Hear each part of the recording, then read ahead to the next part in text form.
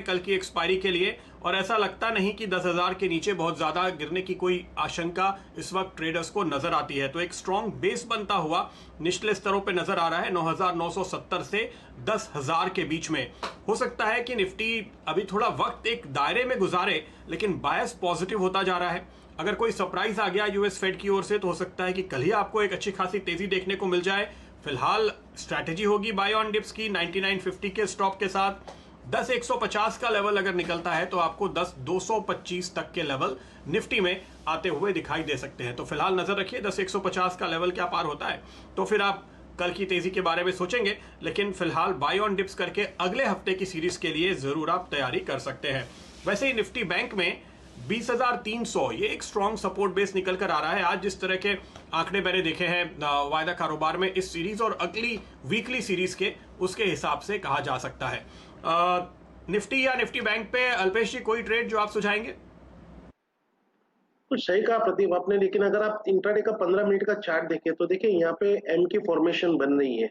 तो अगर आज की लो किसी भी कारणवश टूटती है तो फिर मैं समझता हूँ कि ये डिक्लाइन और थोड़ी सी बढ़ सकती है, करीबन 9940 और उसके बाद में 9880 तक के भी लेवल्स आपको देखने को मिल सकते हैं। ऑन द अपसाइड में मैं समझता हूँ कि अगर ट्रेंड रिवर्स होना है तो उसको 10,160 ये लेवल के ऊपर निकल जाना पड़ेगा और उसके ऊपर थोड़ा सा सस्टेन ट्रेड करेगा तो फिर 100-125 पॉइंट की फिर से आपको एक रैली देखने को मिल सकती है। बट एज ऑफ नाउ तो यहाँ पे ऐसे ही लग रहा है कि मार्केट एक दायरे में ही है। जब तक कि कोई कायदा साइड की एक रेंज नहीं तोड़ता है, ऊपर के या नीचे के लेवल नहीं तोड़ता है, तब तक लगता है कि बाजार सिर्फ और सिर्फ एक रेंज के अंदर ही ट्रेड करता रहेगा और उसके अंदर आपको एक स्टॉक स्पेसिफिक एक्शन यहाँ पर देखने को मिल सकता है।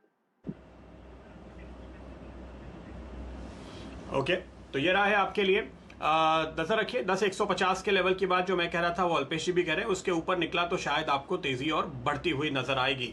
फिलहाल वक्त ज्यादा गुजारते हैं हम या करेक्शन थोड़ा डिप लेकर के ऊपर जाते हैं, देखने वाली बात होगी। कभी टाइम करेक्शन होता है, कभी प्राइस करेक्शन होता है। हमने बात की अभी अभी आरबीएल बैंक की, और उसके बाद अब आप नजर डालिए बंधन बैंक पे, क्योंकि अभी अभी मेरे देखते देखते यहां पर 3% का एक बहुत ही जबरदस्त स्विंग आ गया है। ये स्टॉक कल आपको कह रहा था कि मैं तेजी में हूं, कल लोगों ने एंट्री ली, कुछ स्टॉप लॉसेस ट्रिगर करा है इसने, और अब ये फिर से तेजी पकड़ रहा है। तो थोड़ा ये बहुत ही वोलेटाइल स्टॉक है, इसको ट्रेड करने में दिक्कत जरूर आती है। अल्पेश जी क्या कोई कॉल देंगे आप? बंधन में ट्रेड देख रहे हैं क्या?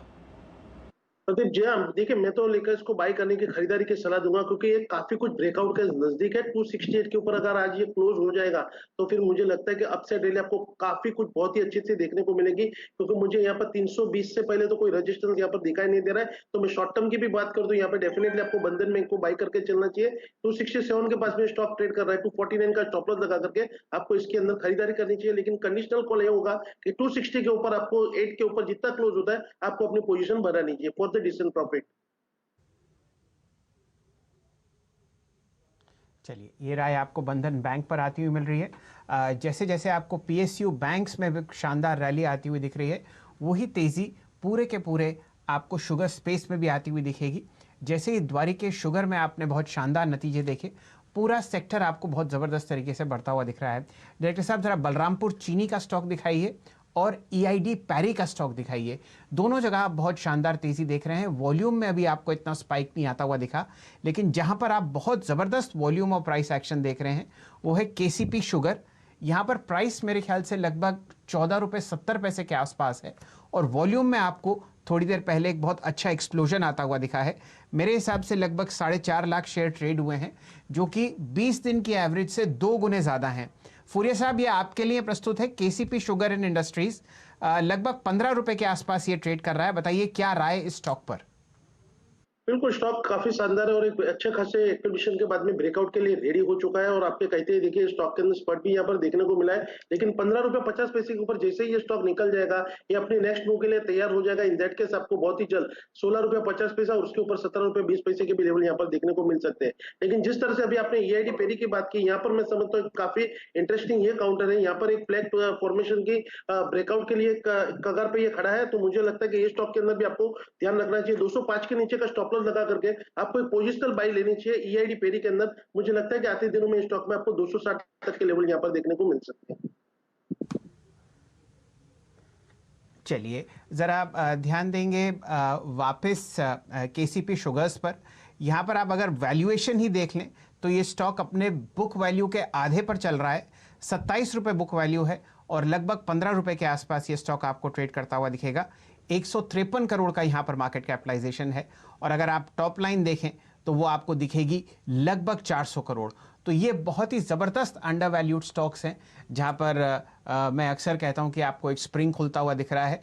और क्योंकि पूरे शुगर सेक्टर में आप बहुत ज़बरदस्त धार आते हुए देख रहे हैं, द्वारिकेश के जो नतीजे थे वो बहुत बेहतरीन थे, उस वजह से इस पूरे सेक्टर में आपको बहुत शानदार तेज़ी आती हुई दिख रही है। अब 8.5 लाख शेयर यहाँ पर ट्रेड हो चुके हैं। 20 दिन का एवरेज सिर्फ 2,30,000 है, तो लगभग 3.5 गुना वॉल्यूम आपको आता हुआ दिखेगा केसीपी शुगर्स पर, जिसका प्राइस अब आपके सामने 1570 के आसपास चलता हुआ दिख रहा है। प्रदीप जी।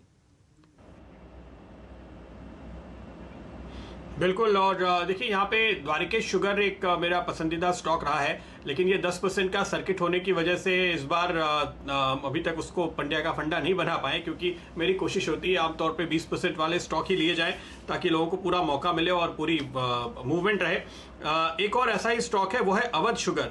ये भी हमारा एक पसंदीदा स्टॉक है और देखिए ये स्टॉक आपको करीब 7-7.5% ऊपर दिखाई देगा। 10% का सर्किट है तो ये तो आपको शायद अभी तुरंत ही लगता हुआ दिखाई देगा अवध शुगर में, लेकिन जैसे कि इसका नाम भी है Awadh sugar and energy limited, और इसमें जो बाई प्रोडक्ट्स हैं इथेनॉल और थोड़ा कंट्रीब्यूशन एनर्जी की तरफ से, मोटे तौर पे इथेनॉल का कंट्रीब्यूशन जो अच्छा आता है, इसके कारण ये स्टॉक और ज़्यादा पसंद आता है इन्वेस्टर्स को।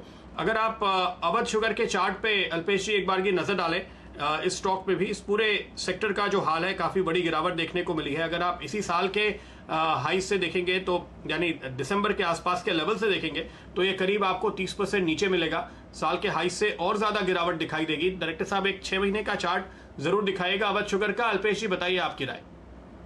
अच्छे खासे एक्यूमुलेशन के बाद में ये स्टॉक्स ऊपर की तरफ आगे बढ़ा है। प्रदीप ये यहाँ पर समझता तो 185 का एक ट्रेलिंग स्टॉप लॉस लगा करके स्टॉक्स पे आप अभी भी खरीदारी कर सकते हैं। ऑन द अपसाइड में 205 तक के लेवल्स आपको बहुत ही जल्द देखने को मिल जाएंगे। 205 के ऊपर जैसे ही ये स्टॉक क्लोज हो जाएगा आपको 220 तक के लिए ये स्टॉक दिखा सकता है।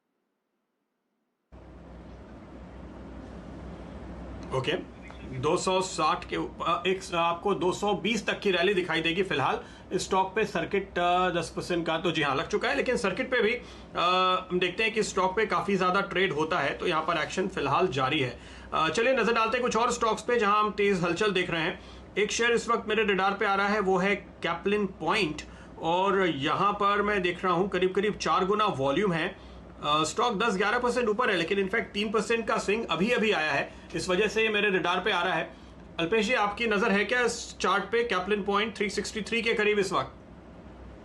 डेफिनेटली प्रदीप मैं काफी कुछ बुलिश हूँ स्टॉक के ऊपर और मैं समझता हूँ कि एक अच्छे खासे एक्यूमुलेशन में लोअर लेवल में एक्यूमुलेट करने के बाद में अब ये स्टॉक्स ऊपरी तरफ का आज का पहला दिन है जब इसने ब्रेकआउट दिया हुआ है, तो मैं समझता हूँ यहाँ पे अभी भी आप खरीदारी कर सकते हैं। 340 के नीचे का स्टॉप लॉस लगाइए for the upside target of 390 and then after 410।